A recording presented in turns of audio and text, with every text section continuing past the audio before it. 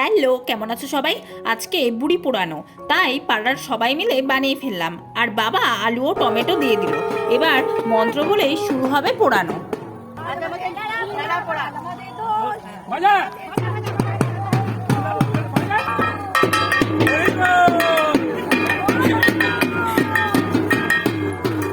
আগুন দিয়ে দেওয়া হলো। আর বুড়ি পোড়ানোর কাছে আমরা প্রায় অনেকজনই ছিলাম। আর যেহেতু সব শুকনো পাতা ছিল, তাই দাও দাও করে আগুন লেগে গেল। বিয়ের আগে কখনো বুড়ি পোড়ায়নি। এখানে এসেই এই 2 বছর ধরে এই বুড়ি পোড়ানোতে মজা করছি। তারপর বুড়ি পোড়ানো কমপ্লিট হয়ে গেল। এরপর সবার গালে আবির দিয়ে আজকে থেকে শুরু হলো রং খেলা।